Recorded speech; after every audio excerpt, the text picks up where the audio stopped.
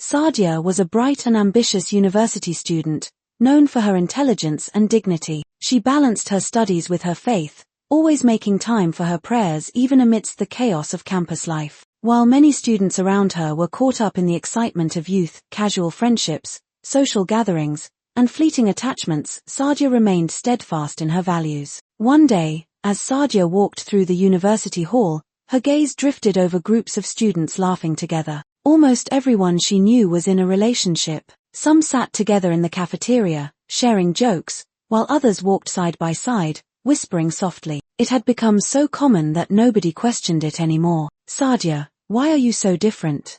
Her best friend Aisha sighed, adjusting her hijab. "It's not the old days anymore. Friendships with guys are normal now." Sadia smiled but shook her head. "Just because something is common doesn't mean it's right." Aisha rolled her eyes. "You make it sound like a sin. It's just friendship, not a crime." But deep inside, Sadia wasn't unaffected. Her heart wrestled with whispers, some from her own desires, some from Shan, who made the idea of having a companion seem appealing. "Everyone has someone. Why don't you?"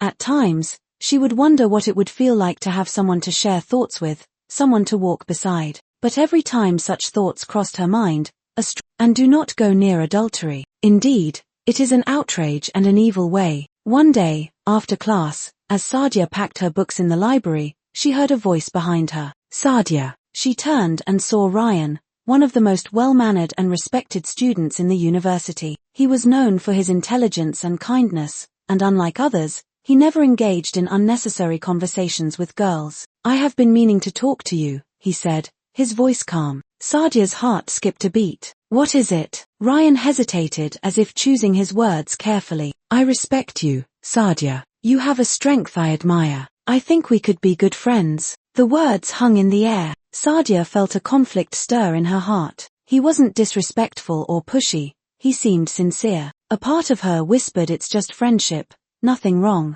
But then another voice deep within her reminded her of her purpose. She took a steady breath and met his gaze. "I appreciate your respect, Ryan," she said gently, "but I can't do this." He looked surprised, almost as if he hadn't expected her to say no. "But it's just friendship." She smiled. "Maybe to you, but to me, it's a step I do not want to take." And with that, she walked away, her heart pounding. The battle within had been fierce, but she had won. Days turned into weeks, and something incredible happened. Sadia found unexpected blessings in her life. Her grades soared, she secured a prestigious internship, and most importantly, she felt a deep sense of peace that no companionship could provide. Even Aisha, who was still her best friend, admitted, "I wish I had your strength, Sadia." Then, one evening, as she returned home from university, her mother greeted her with an unusual smile. "Sadia, we received a marriage proposal for you today," she said.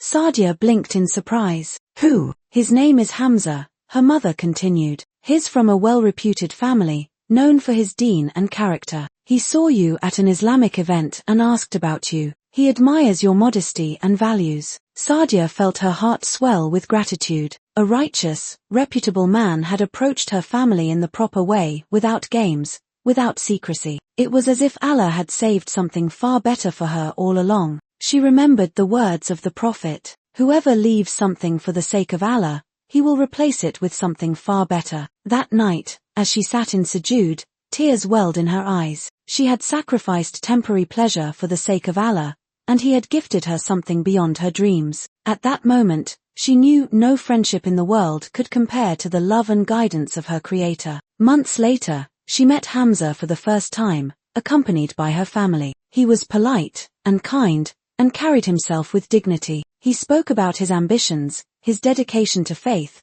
and his desire to build a home rooted in love and respect. As she listened, she realized something profound. She had once thought she was giving up something meaningful by avoiding casual relationships. But now, she understood. She hadn't lost anything. Instead, she had gained something greater, something purer, something that aligned with her values and beliefs. Aisha visited her a few days before her wedding. "I still can't believe you waited," she said, shaking her head. "And look at you now. I think I finally understand, Sadia. Maybe I need to rethink things too." Sadia smiled, reaching for her friend's hand. "Trust me, Aisha. When you trust Allah, He always gives you better than you imagined. And as she stepped into the next chapter of her life, she knew she had made the right choice.